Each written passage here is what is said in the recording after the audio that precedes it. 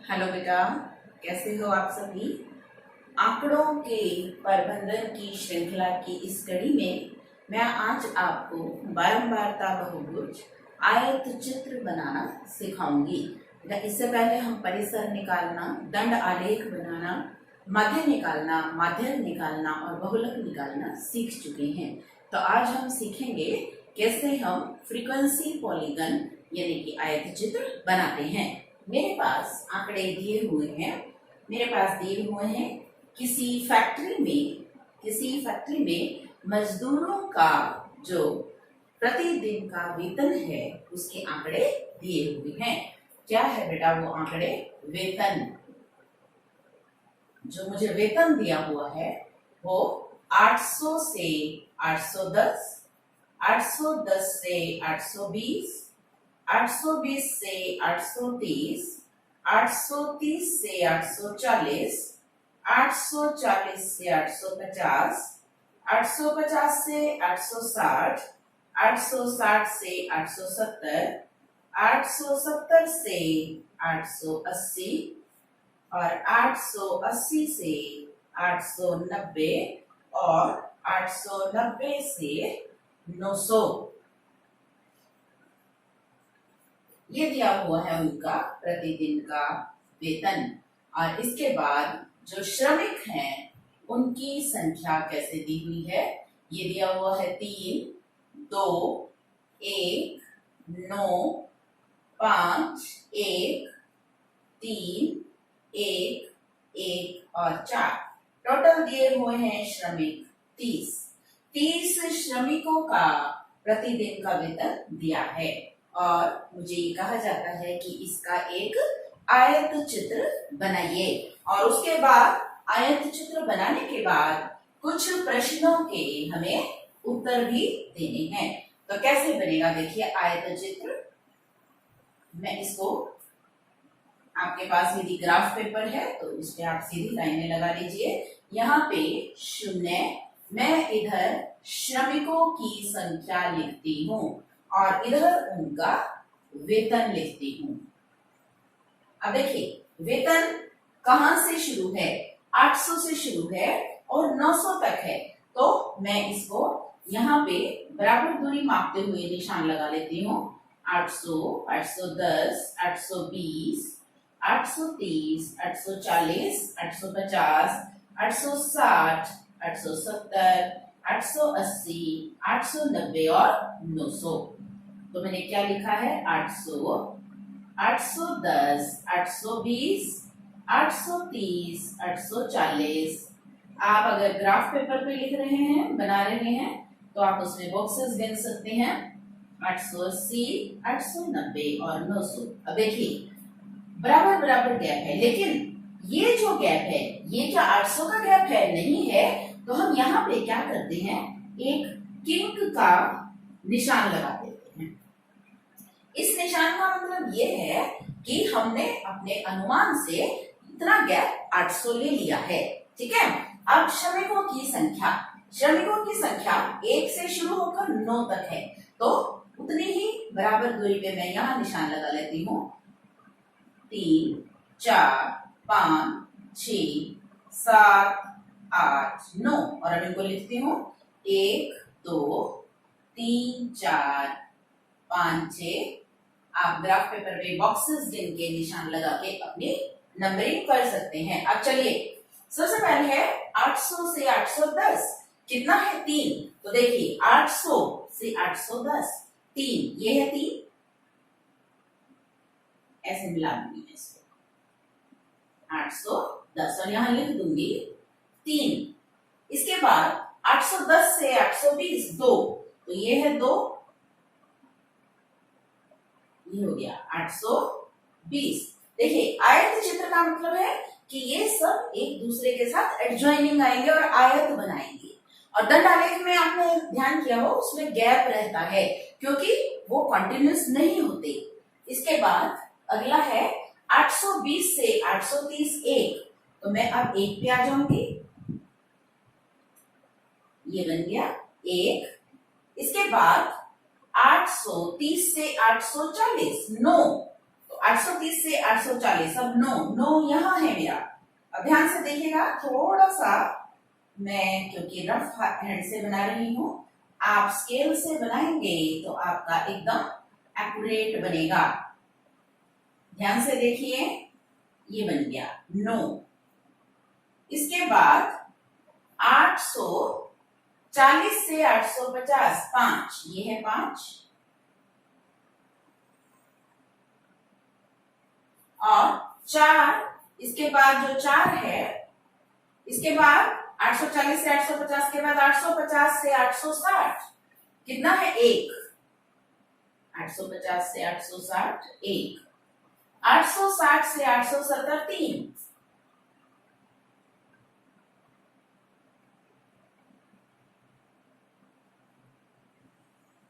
3, इसके बाद 870 से 880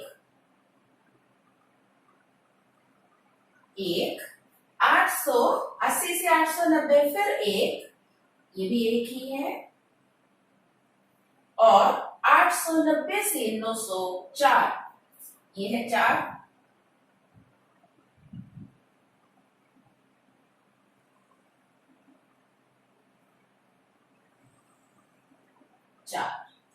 तो ये जो है क्या बन गया, आयत चित्र। इसको हम बारंबारता बहुभुज भी कह सकते हैं, फ्रीक्वेंसी पॉलीगन। तो देखिए बेटा, हमने बराबर बराबर गैप पे नीचे वेतन लिया है और इधर क्या लिया है, श्रमिक लिए हैं, और एक किंक का निशान लगाया है, क्योंकि हम 800 0 से 800 इतनी दूरी हम ले रहे हैं, तो हम इसमें एज्यूम कर लेते हैं कि हमने इसे मान लिया है। अब इस पे आयत चित्र जो बन गया है, इस पे आधारित कुछ क्वेश्चंस मैं आपसे पूछना चाहती हूँ। सबसे अधिक श्रमिकों का वेतन कौन सा है? अब देखिए, जो सबसे अधिक श्रमिक है वो 9 हैं, ठीक है, और 9 किस वर्ग अंतराल में आ रहे हैं, 830 से 840। तो अब क्या लिखोगे आप, पहले प्रश्न का हम आंसर लिखेंगे, 9 श्रमिक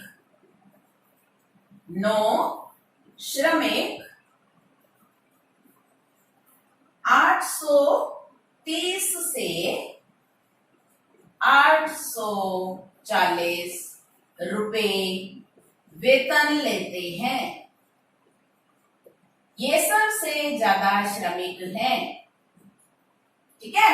अब मैं दूसरा प्रश्न आपसे पूछती हूँ, कितने श्रमिक 850 रुपए या उससे अधिक वेतन लेते हैं? 850 या उससे अधिक। अब देखो, 850 से 860 के बीच में एक श्रमिक है, 860 से 870 के बीच में 3, और फिर 870 से 880 1, 880 से 890 1, और 890 से 904। तो कितने श्रमिक हो गए मेरे पास, जो 850 रुपए या उससे अधिक वेतन लेते हैं? ये मेरा दूसरा प्रश्न है। जितने श्रमिक 850 या 850 से अधिक वेतन लेते हैं, कितने दिख रहे हैं मुझे? देखो, 850 से 860 के बीच में एक, उसके बाद 3, उसके बाद फिर एक और फिर 4। गिनिए कितने श्रमिक आ गए, 10। तो 10 श्रमिक ऐसे हैं जिनका वेतन या तो 850 है या उससे अधिक है। और अब मेरा जो तीसरा प्रश्न है वो ये है, कितने श्रमिक 850 से कम वेतन ले रहे हैं? अब 850 से कम, इधर वाले सारे आ जाएंगे। कौन कौन से? 840 से 850, 5, 9, 1, 2 और 3, सभी आ जाएंगे ना। तो तीसरा जो प्रश्न है, जितने श्रमिक 850 रुपए से कम वेतन ले रहे हैं, तो इनको आप काउंट कीजिए। कहां से काउंट होंगे ये? देखिए 5 जमा 9, 5 जमा 9, उसके बाद क्या दिखाई दे रहा है हमें? 5 जमा 9 जमा 1, 2 जमा 3। तो 20 श्रमिक ऐसे हैं जिनका वेतन 850 रुपए से कम है। तो समझ में आया बेटा आपको कैसे आयत चित्र हम बनाते हैं? अब मैं आपको एक और सवाल लेके समझाने का प्रयास करती हूँ कि आयत चित्र कैसे बनता है, और आयत चित्र बनाने के बाद उस पे आधारित जो प्रश्न पूछे जाते हैं उनका हम उत्तर कैसे देते हैं। अब मेरे पास जो अगला प्रश्न है वो ये है, किसी कक्षा के बच्चों द्वारा, किसी कक्षा के छात्रों द्वारा सप्ताह में देखे गए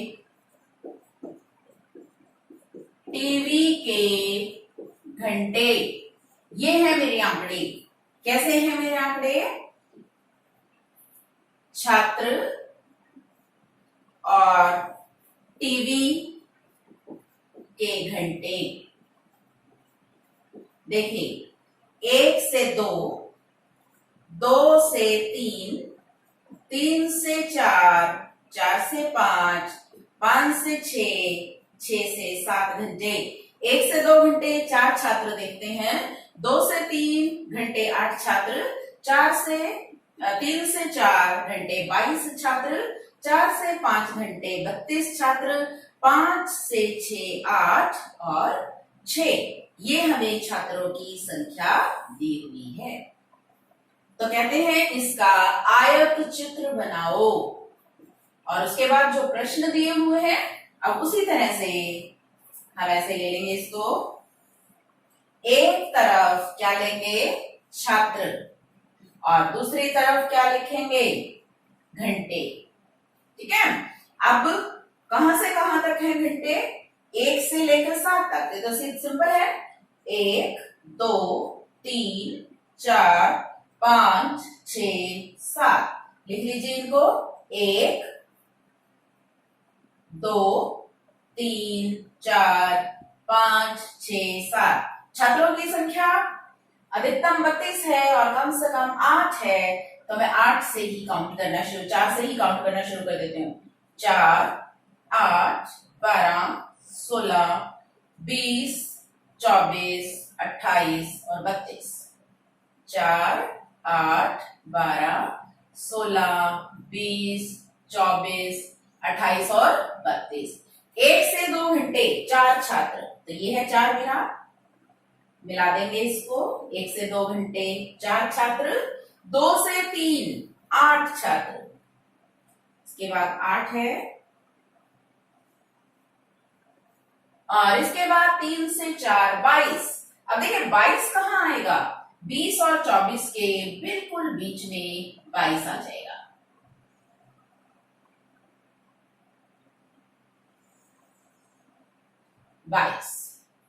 बाईस के बाद 4 से 5 घंटे 32।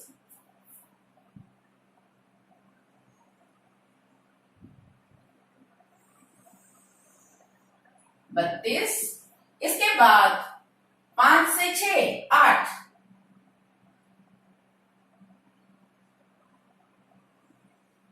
और 6 से 7 6 कहां आएगा? 4 और 8 के बीच में, ये है 6। ये बन गया आयत चित्र। ये आयत चित्र हमें क्या दर्शा रहा है? किसी कक्षा के छात्रों द्वारा एक सप्ताह में टीवी देखे गए घंटों की संख्या। तो अब इस पे आधारित जो प्रश्न है वो हम करते हैं। सबसे पहला प्रश्न है कि सबसे ज्यादा कितने छात्रों ने कितने घंटे टीवी देखा? तो सबसे ज्यादा कौन से हैं? 32 दिख रहे हैं। तो कितने घंटे टीवी देखा? 4 से 5। तो आप क्या लिखेंगे? सबसे अधिक। हमारा पहला जो प्रश्न है उसका हम आंसर क्या देंगे? सबसे अधिक 32 छात्रों ने, सबसे अधिक 32 छात्रों ने 4 से 5 घंटे टीवी देखा। दूसरा जो हमारा प्रश्न है वो ये है, कितने छात्रों ने 4 घंटे से कम टीवी देखा? 4 से 5 32, उसके बाद तो 5 से ज्यादा है तो इधर आ जाएंगे। 4 से 5 हो गया, 4 घंटे से कम, इधर वाले सभी छात्र आ जाएंगे। 22 और ये 8 और ये 4। जितने छात्रों ने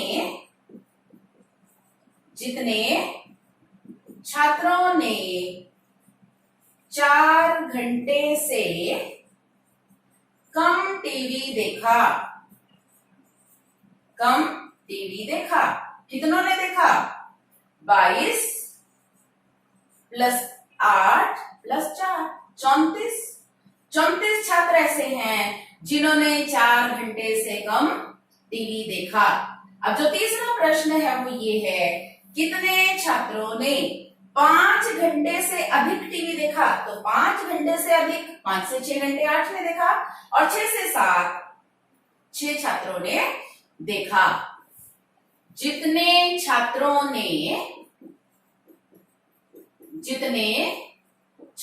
ने 5 घंटे से अधिक टीवी देखा, कितनों ने देखा?